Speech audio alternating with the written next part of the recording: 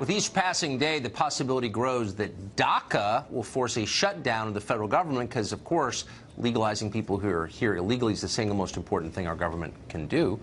President Trump says amnesty for DACA beneficiaries is a possibility, but it needs to be tied to long-term immigration reform provisions like a border wall and an end to chain migration, abolition of the diversity lottery, etc.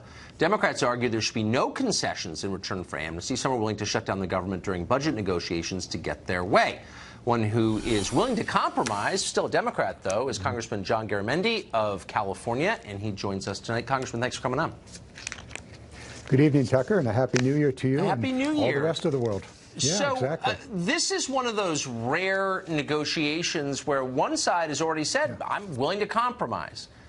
The president has said, look, I'm willing to support legalization, amnesty for these people here legally, but you got to reassure us that they're not going to bring all their relatives with them and that we're going to be able to prevent people like them from coming in the future with, like, real border security, like a wall. Why would Democrats be against that?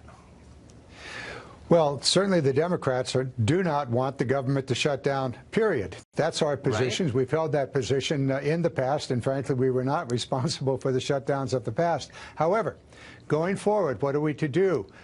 We did, or the Republicans put a $150-some billion hole in the money that we need to fund all government programs for the next year. That was the tax cut that we just passed last December.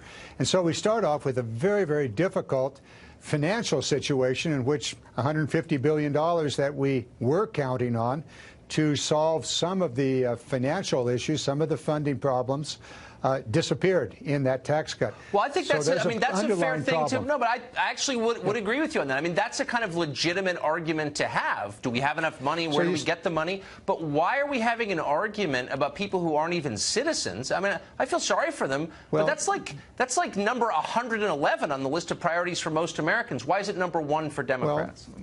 Well, unless you happen to be one of the 800 or 800,000 that are DACA, of which 160,000 have actually graduated from one or another of our universities. They're great, but there are 325 million actual Americans here, and their concerns are going down the list, so the concerns of illegal aliens can take the top spot. Why? Well, there's also a host of other problems that are in that funding question and the keeping the government open. The military wants more money and, frankly, needs more money. We also need to provide money for the children's health insurance programs and on and on.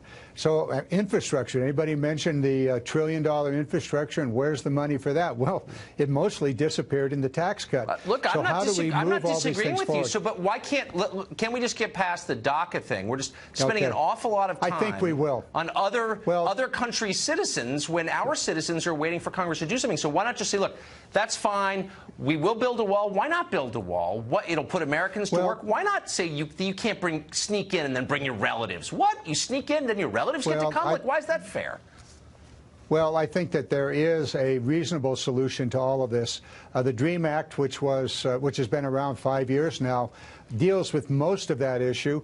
The chain migration issue that you talked about, or chain immigration issue, that needs to be addressed. It can be a serious problem. Certainly these DACA students or DACA individuals, I think, are more interested in them in their own circumstances. The issue of their parents or relatives and so forth, yes, that should be dealt with. Going beyond that, a wall, it's been pretty well determined that there are far better ways to spend several tens of billions of dollars than to build a wall. Well, how about certainly we could use new technology. The Coast Guard, for example, needs money to patrol the oceans, which happen to be the major way in which drugs enter the nation. I think most people would be totally for that. But under our current system, we give out, in effect, green cards, which become citizenship on the basis of a lottery, the diversity lottery. Why in the world, if citizenship mattered, if we cared about our country, would we just randomly give green cards to people on the basis of chance, of bingo? Like, why do we have that program? Why can't we get rid of it? Well, there certainly needs to be comprehensive immigration reform, and that needs to be one of the pieces of that. Border security, absolutely essential. How do you spend the money for border security? A wall, is that the best way? Many of us think that is not the best way.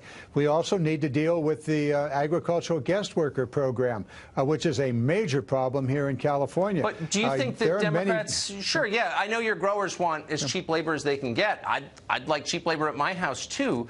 But can we just agree that we should stop letting people in randomly under the diversity lottery? And it's not fair to let illegal aliens bring all their relatives. I mean, can we agree on those two things?